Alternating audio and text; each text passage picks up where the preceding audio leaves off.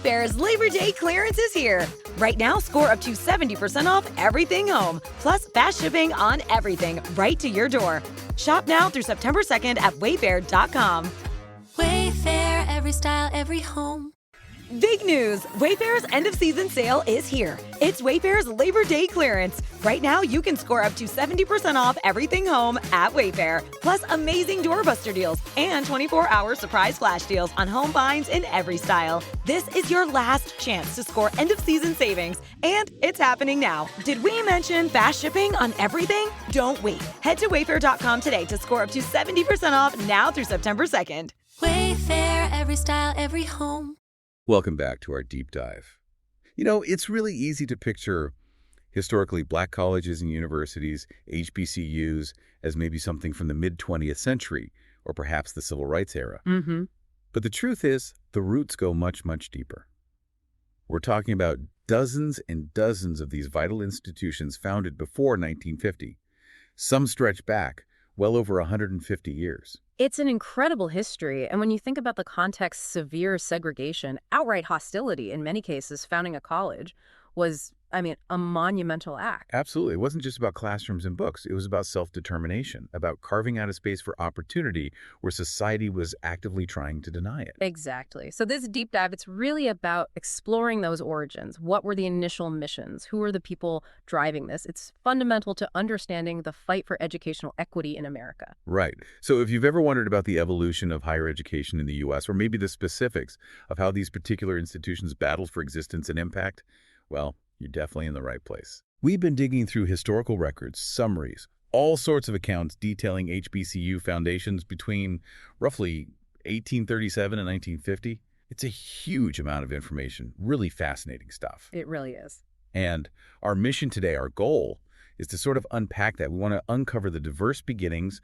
the unique goals, those pivotal early years for a whole slew of these schools, and give you a real sense of this landscape. Sounds good. It's a rich story to tell. Okay, let's jump in. Where do we even begin? We have to start with the real pioneers, right? The ones established even before the Civil War. Absolutely. That period, say 1837 up to 1865, it's foundational. And what's really striking is that even before emancipation, you see these seeds being planted, often a mix of philanthropy and sheer aspiration from the Black community itself. So first up has to be Cheyney University, Pennsylvania, 1837. Just think about that date for a second. Yeah, it's decades before the war. Decades. It's recognized as the very first institution of higher learning for African Americans in the U.S.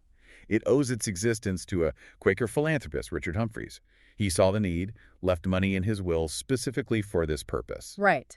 And it started as the African Institute, then became the Institute for Colored Youth. The name changed over time, but that core idea was there from day one. What strikes me there, too, is the role of someone like Humphreys, a white philanthropist. It points to some level of collaboration, or at least shared understanding of the injustice, even that early on. It does, though we have to be careful not to overstate it given the times. But yes, individuals like Humphreys using their resources created openings where basically none existed. It thinks that those early, often overlooked cross-racial efforts. Okay, moving forward a bit, 1854, Lincoln University, also in Pennsylvania. This one marks another major milestone. The first degree granting HBCU. Exactly. Founded by Presbyterian ministers John Miller Dickey and Sarah Emlyn Cresson. Their goal was higher education, specifically liberal arts and sciences, for young Black men. It wasn't just basic skills. It was aiming higher. That's a critical distinction. Moving to degree granting status shows a shift, right? It's not just about literacy anymore. It's about developing intellectual leadership, providing an education on par with what was available to white students. A clear step up in ambition. Then, just 2 years later, 1856, we get Wilberforce University in Ohio. Wilberforce. Really significant. Why is that? What makes it stand out? Well, it's the oldest private HBCU continuously owned and operated by African Americans. That's key. It was a joint venture initially between the AME Church, the African Methodist Episcopal Church, and the Methodist Episcopal Church, but the AME Church took full control later. And named after William Wilberforce, the British abolitionist. Right. And its initial focus was classical education and teacher training. That tells you a lot about the priorities, intellectual rigor, plus building the capacity to educate their own. That AME Church connection seems vital. Owning and operating meant they could really shape the curriculum, the environment, make it relevant. Absolutely. Agency was huge. And that focus on teacher training pops up again and again. It was about building the infrastructure for education from within the community. Okay, 1857 takes us west of the Mississippi, Harrisville State University. Yeah, in St. Louis. Its origins are a bit different. How so? It was started by the St. Louis Public Schools as a normal school, basically, a teacher training school. And it was the first public teacher education institution west of the Mississippi. Now, it wasn't exclusively for African Americans initially, but it played a crucial role. So a public entity involved early on. That's interesting. It suggests some recognition, at least in St. Louis, of the need for trained teachers across the board. It does, and it shows this push for educational infrastructure wasn't just an East Coast thing. The question, of course, is how accessible it truly was for Black educators at the very start. Right. Then we get to the Civil War years. 1862, the beginnings of Lemoyne-Owen College in Memphis. Yes, started as Lincoln Chapel, an elementary school initially. Founded by the American Missionary Association, the AMA, their goal was pretty direct: educate freedmen and runaway slaves during the war. The AMA was incredibly active in the South, especially during and right after the war. They established hundreds of schools. For Lemoyne-Owen, starting as an elementary school and evolving into higher ed shows that trajectory of meeting immediate needs and then building upwards. You can really see the direct link there. Yeah. The fight for freedom and then immediately the pursuit of education. It was fundamental. Knowledge was power, literally. Okay, so that takes us to 1865, the end of the Civil War. And suddenly, boom, a huge surge in the founding of HBCUs. Why then?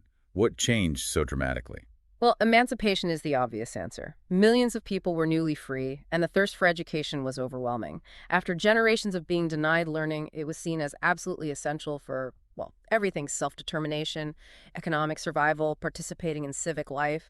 It was a powerful expression of freedom. Makes perfect sense. So who's leading this 1865 wave? Let's start with Bowie State University in Maryland.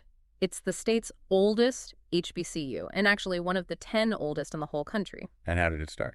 As the Baltimore Normal School, again, that focus on teacher training. You see the pattern. Maryland needed Black teachers for its Black schools, and Bowie State stepped into that role right away. That teacher training focus. Mm-hmm. Why was it so consistently prioritized? Several reasons, really. One, the sheer numerical need for teachers in Black communities was enormous. Two, teaching was often one of the very few professional paths open to educated African Americans at the time. And maybe most importantly, training their own teachers meant communities could ensure education was culturally relevant, fostering pride, not just academics. Control over the narrative. Anyway. Absolutely. Also in 1865, we have the roots of Clark Atlanta University. Now, the university itself formed from a merger later on, but the parent institution started here. Right. Atlanta University and Clark College, both trace back to 1865. And Atlanta University is particularly notable, isn't it? Yes, it was the first HBCU to award graduate degrees to African Americans. That's significant. Clark College, meanwhile, was founded by the Freedmen's Aid Society, focusing more on the undergraduate level. So right from 1865 in Atlanta, you have one institution aiming for graduate-level scholarship and another focused on undergraduate access. What does that tell us?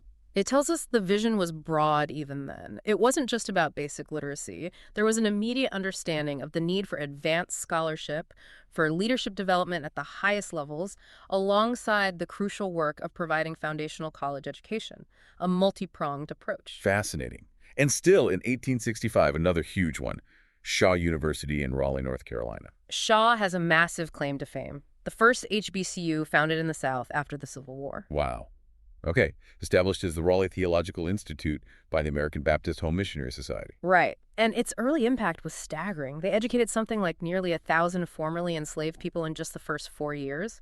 Imagine the challenges, though, being the first in the post-war South. Oh, I can only imagine. Intense hostility, minimal resources, probably constant threats. Exactly. Building a safe learning space would have required immense courage from everyone involved: founders, teachers, students.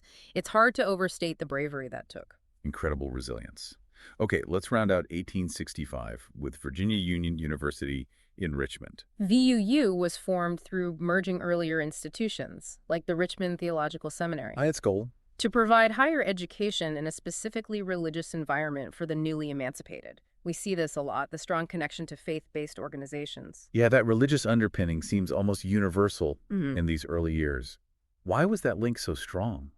Well, practically speaking, churches often had the only existing infrastructure, buildings, networks, some level of organization that the Black community could readily access or control.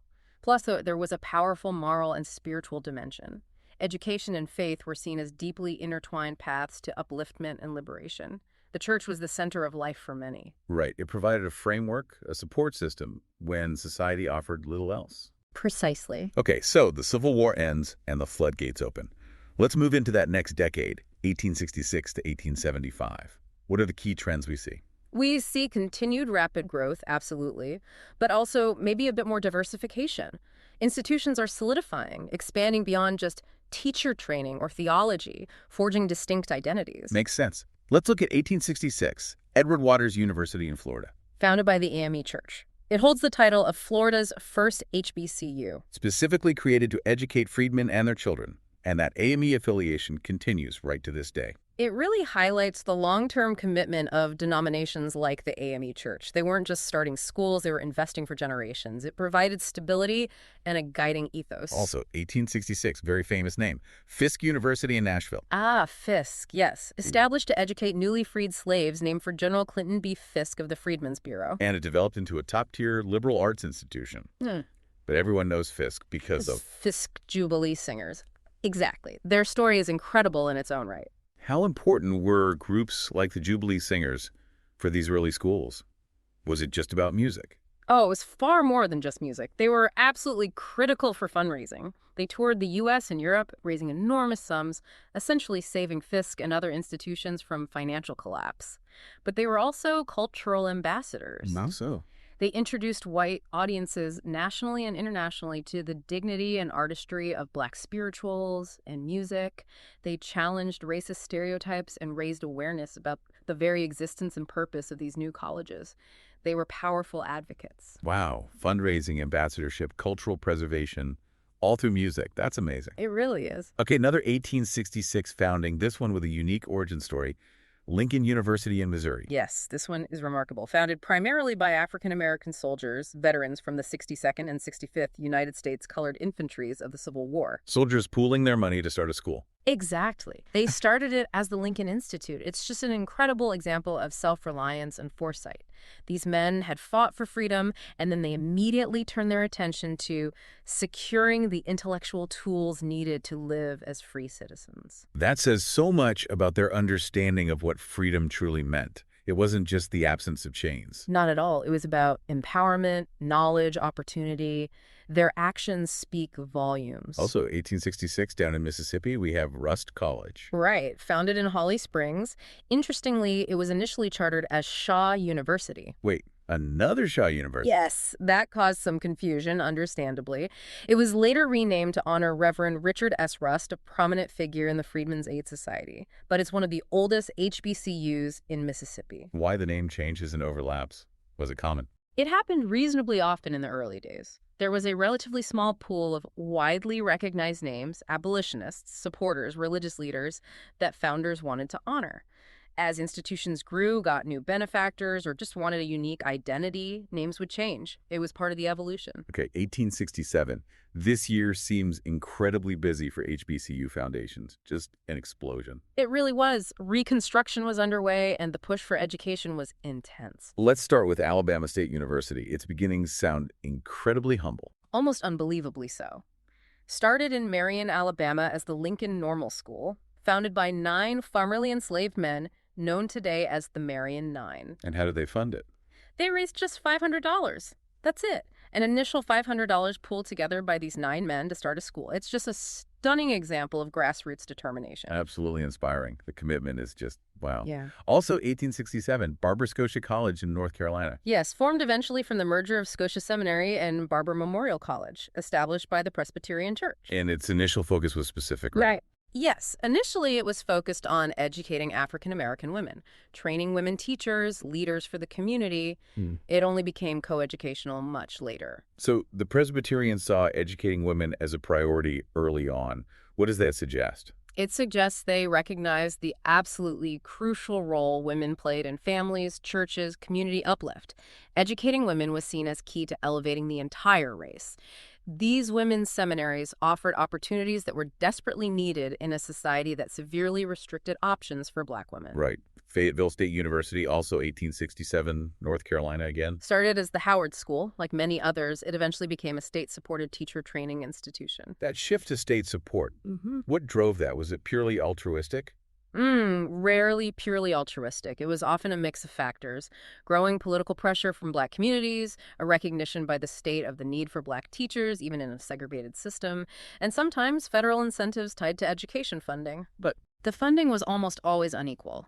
State support for Black schools lagged far behind white institutions. It was a step, but often a small and grudging one. The separate but equal fallacy in action. Precisely. Okay. We absolutely cannot talk about 1867 without mentioning the giant.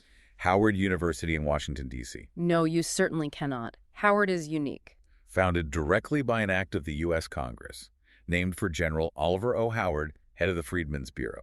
That federal involvement is huge. It signaled, at least initially, a national-level commitment or acknowledgement of the need for higher education for African Americans.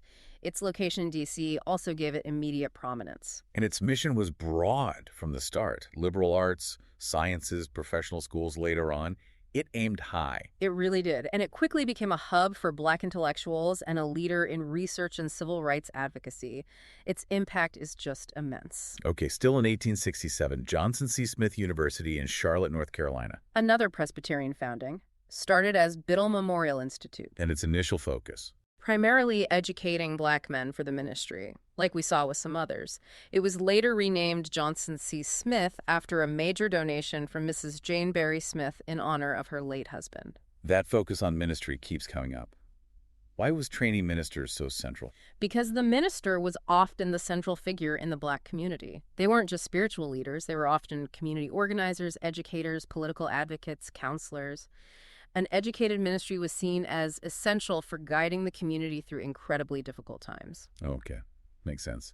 And then also 1867, another incredibly well-known name, Morehouse College. Yes, originally founded in Augusta, Georgia as the Augusta Institute. Also focused on theology and education for Black men initially. Correct. It later moved to Atlanta and was renamed in honor of Henry Lyman Morehouse, a key figure in the American Baptist Home Mission Society, which strongly supported the school. Morehouse has this incredible legacy of producing leaders, Dr. King obviously, but so many others in various fields.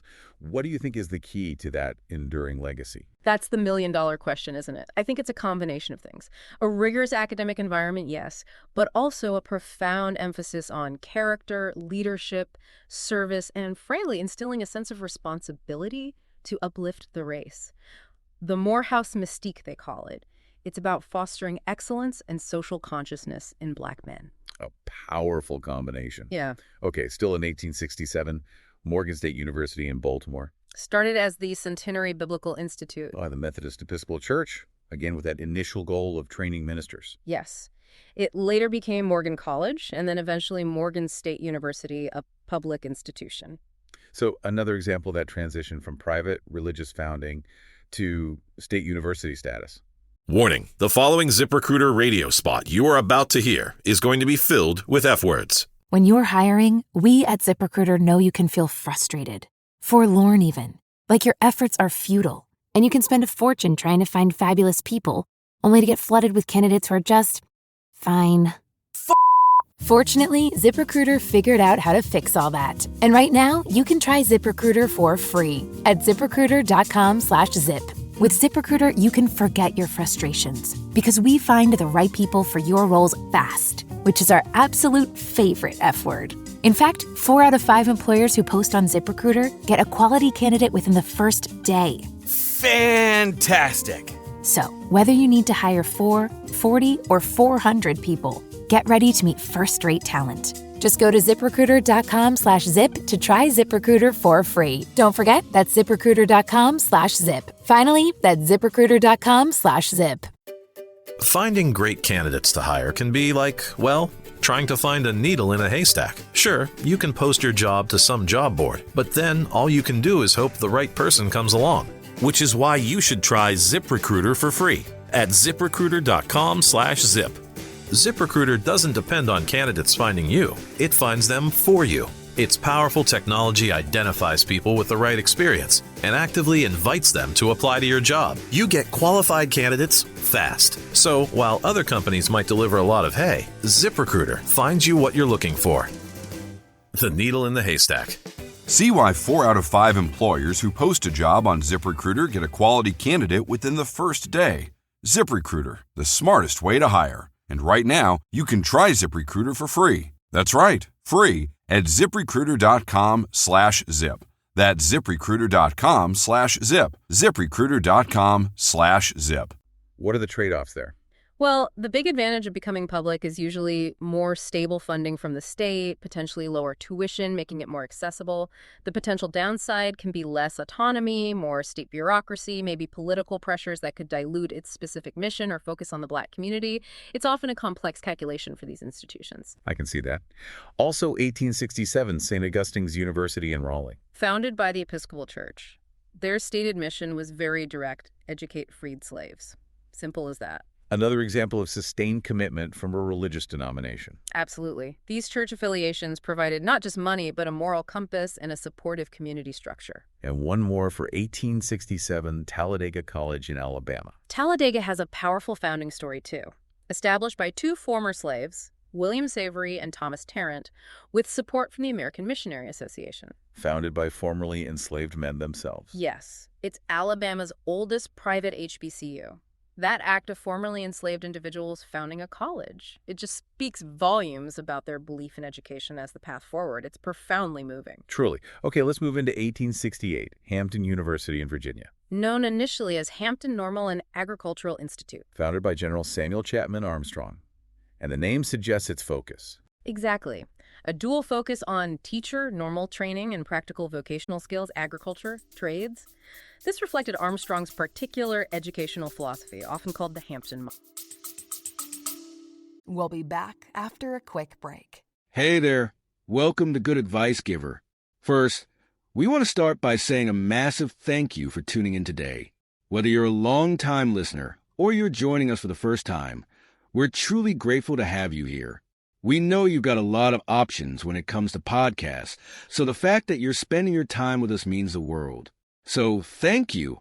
That's right. We're excited to have you with us because here on Good Advice Giver, we cover just about everything. Whether you're interested in sports, relationships, sex, money, finances, business, digital marketing, music, education, movies, comedy, or something else entirely, we've got it all.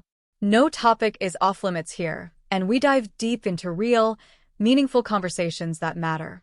We've also got a mix of male and female hosts, so you're always getting a well-rounded perspective on every topic we cover, from business strategies to personal development, from car shopping to digital products like affiliate marketing. We bring a little bit of everything to the table. Our goal is to offer advice, insights, and some laughs along the way to make sure you feel welcome and engaged, no matter what brought you here. And it doesn't stop there. We're not just about giving great advice, we're about action. On this podcast, we even sell products and services we believe in, from affiliate marketing opportunities to cars and more. So whether you're looking to boost your business or find practical ways to improve your everyday life, you're in the right place. As always, we want you to stay connected with us. Be sure to download this episode so you can listen anytime, anywhere, whether you're commuting, working out, or just relaxing. And while you're at it, follow us on social media. We're on Instagram, Facebook, Twitter, you name it. That's the best way to stay in the loop for upcoming episodes, behind-the-scenes content, and even giveaways. And don't forget to subscribe to our YouTube channel. We're posting extra content there, including video podcasts and deep dive discussions you won't want to miss. Be sure to like, comment, and subscribe, and let us know what topics you want to hear more about. Lastly, check out the link below in the description for exclusive offers, resources, and more ways to connect with us. We're here for you, and we can't wait to bring you more valuable content. Thanks again for tuning in to Good Advice Giver. Let's get started. Why that emphasis on vocational training alongside academics? Was that common? It was a significant model, yes, though sometimes controversial. The idea was practical skills were essential for economic self-sufficiency for newly freed people. Agriculture and trades offered immediate pathways to earning a living. The debate was sometimes whether this emphasis came at the expense of a more rigorous liberal arts education. Ah, the Booker T. Washington versus W.E.B. Du Bois debate in miniature almost. In some ways, yes. It reflected different philosophies on the best path to racial upliftment. Okay, 1869, Claflin University in South Carolina. Founded by Methodist missionaries. Claflin has a really interesting distinction. What's that? It was the first university in South Carolina that was open to all students, regardless of race or gender, right from its founding. Wow, in 1869, South Carolina. That's incredibly progressive and frankly brave. Extremely brave. It must have faced enormous pressure.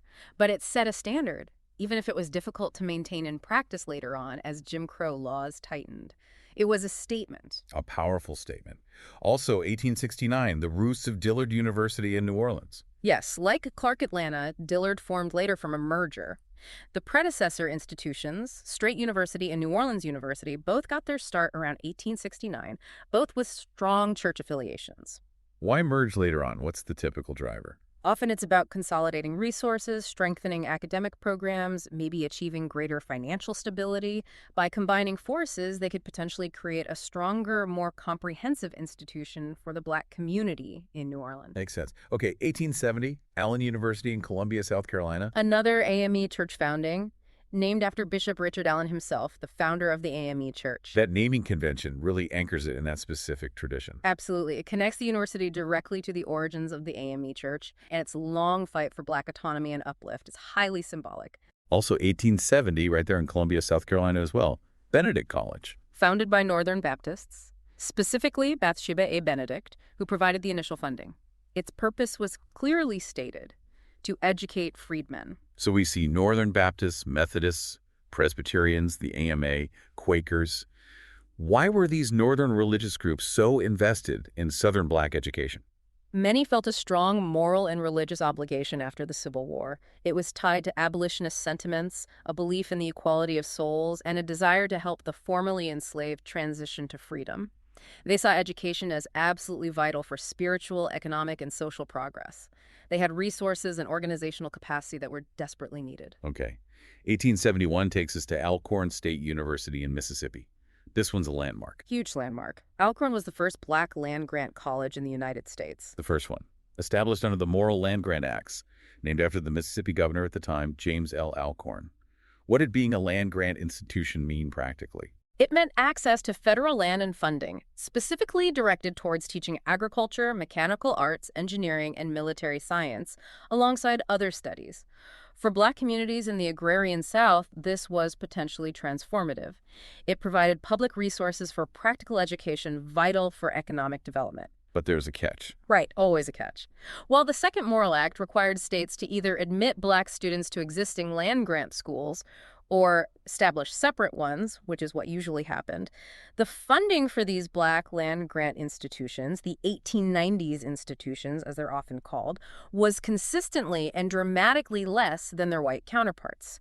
Separate, but deeply unequal. So a crucial step, but still within that unequal system. Exactly. 1872, Paul Quinn College in Texas. Founded by AME church preachers. Started in Austin, later moved to Waco, and now in Dallas, again focused on educating freed slaves and their children. The fact that it was preachers who founded it really highlights that integration of roles we talked about. Yes. Religious leaders were community leaders in almost every sense. They saw a need for education, and they took the initiative, often with very few resources beyond their faith and determination. Incredible. 1873 brings us the University of Arkansas at Pine Bluff. Started as Branch Normal College. As the name suggests, it was established as a branch of the main white Arkansas Industrial University, specifically for training Black teachers. Another example of the state creating a separate institution. Yes. It became a land-grant institution later under the 1890 Act, similar to Alcorn, but its origin as a branch underscores the segregated approach. Also 1873, Bennett College in Greensboro, North Carolina.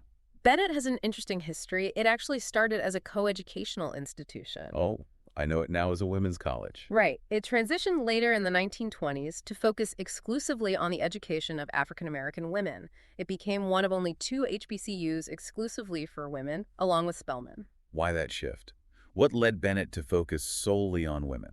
It likely reflected a specific vision about the need for a dedicated space to cultivate the leadership and intellectual potential of Black women. In a society rife with both racism and sexism, creating an environment tailored to their needs, free from the specific dynamics of coeducation at that time, was seen as crucial for empowerment. A space for them to thrive without those additional pressures. Exactly. Okay, rounding out this period, 1875, Alabama A&M University. Founded as the Colored Normal School at Huntsville. And the founder's story is remarkable. Who was it? Dr. William Hooper Council. A former slave himself, he became its first president. Former slave founding what would become a university. Yes. And he successfully lobbied for it to become a land-grant institution as well. His leadership and vision overcoming his own past under slavery is just another testament to the incredible drive behind these schools. Absolutely profound. So as we move past 1875 into the late 19th and early 20th century, say up to 1950, what changes do we see? We see continued founding, though perhaps the pace slows slightly compared to that immediate post-Reconstruction boom. We definitely see more state-supported institutions emerging, often growing out of normal schools or high schools. The land-grant movement continues to shape many HBCUs. And maybe a broadening of focus beyond just theology and teaching. Yes, more emphasis on liberal arts, sciences, and increasingly specific vocational and technical fields beyond the initial agricultural and mechanical focus of the land-grant schools. You also see junior colleges starting to emerge later in this period. So the landscape keeps evolving. Let's touch on some examples from this later era. We won't hit every single one. There's so many, but some key developments. Okay. For instance, 1876, Prairie View A&M University in Texas. Another crucial land-grant institution established specifically for African Americans. 1877, Jackson State University in Mississippi, starting as Natchez Seminary, founded by the American Baptist Home Mission Society. Again, that Baptist support. Right. It moved to Jackson later and evolved into a state university. 1879, Livingston College in North Carolina, founded by the AME Zion Church. Another major Black denomination stepping up. And Payne College in Augusta, Georgia, 1882. Interesting because it was intentionally founded as an interracial effort between Southern white Methodists and the Colored Methodist Episcopal Church, later CME. An explicit attempt at collaboration. How common was that? Less common than institutions founded solely by Black denominations or Northern white groups, especially in the Deep South by the 1880s. Payne's founding is quite noteworthy for that reason. Okay. 1880s. Spelman College, 1881. We mentioned Bennett earlier. Spelman is the other historically Black college for women. Yes, started as Atlanta Baptist Female Seminary, received crucial early funding from the Rockefeller family, hence the renaming to honor Laura Spelman Rockefeller. Like Bennett, it focused on providing rigorous academic and leadership training for Black women. And Tuskegee University, 1881 in Alabama, founded by Booker T. Washington.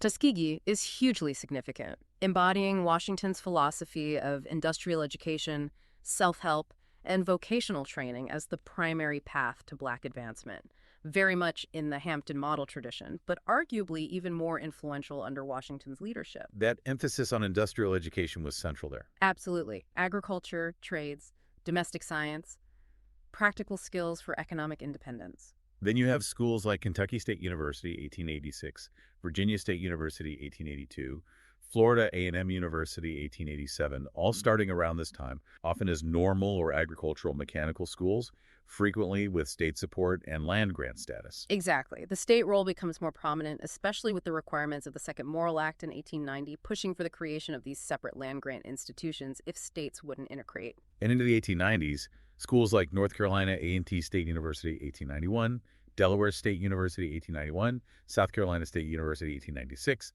Savannah State University, 1890, West Virginia State University, 1891. A lot of state-supported, often land-grant institutions founded in this decade.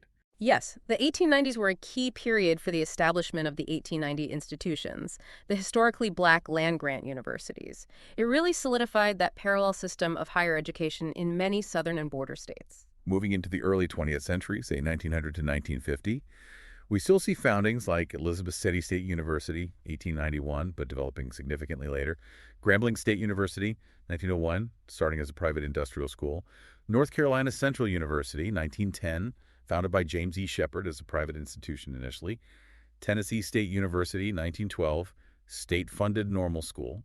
Right. Many institutions founded in this period started as normal schools or even high schools and gradually evolved into four-year colleges and universities over several decades. The path wasn't always direct. And you also start seeing some junior colleges emerge that later gain HBCU status, focusing often on vocational or technical training, like Coahoma Community College, 1949, or Gadsden State Community College's Valley Street campus, 1935 origin. Exactly. The landscape becomes more diverse, with different types of institutions serving different needs within the community, from two-year technical programs up to graduate and professional schools at the larger universities. It's just an incredible sweep of history. Nearly 115 years from 1837 to 1950, just packed with the creation of these institutions against incredible odds. It really is. When you lay it out like that, the scale of the effort is breathtaking. So looking back over this whole deep dive, all these foundings, these stories, what are the big takeaways for you? What really stands out? I think first, the sheer resilience and the unwavering belief in education within the Black community itself. From formerly enslaved individuals pooling pennies to soldiers founding schools to established churches making it a central mission, that internal drive is the core story. Yeah. Second, the absolutely critical role of allies and institutions, religious denominations, both Black and white, philanthropists, the federal government, however inconsistently, in providing resources and legitimacy when they were desperately needed. Right. It was often a combination of internal drive and external support. And third, the diversity of missions. Yes, teacher training and theology were crucial early on, but it quickly expanded to liberal arts, sciences, agriculture, trades, graduate studies, women's education. It was about building a comprehensive educational ecosystem. That diversity is key. It wasn't monolithic. And for you listening to this, maybe the aha moment is just realizing the depth and breadth of this history. It's not just a handful of famous names. It's a vast network built over generations, often in the face of unimaginable adversity. Absolutely. And understanding that history is crucial for appreciating the legacy. These institutions weren't just schools. They were incubators of leadership, engines of social mobility, preservers of culture, and vital centers for the civil rights movement and beyond. Their contribution to American society is profound. It truly is. Their continued existence and importance today is a direct link back to those founding principles. So, maybe the thought to leave you with is this.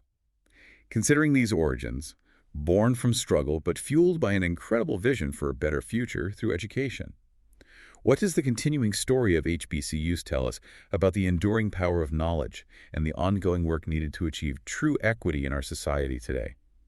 And how might the lessons from their founding inform how we think about access and opportunity in higher education for all students now? Powerful questions to ponder. Their history is not just history, it's a living legacy with lessons for today. Today is your lucky day. Today is the day that our $3 website works for you, paying you directly to your PayPal daily. Imagine $3 ongoing continuous payments to your PayPal account. Imagine falling asleep and waking up to $300 in your PayPal account. How would this make you feel? How could this help you? What bills could you pay? What kind of fun could you have? What does that retirement look like now?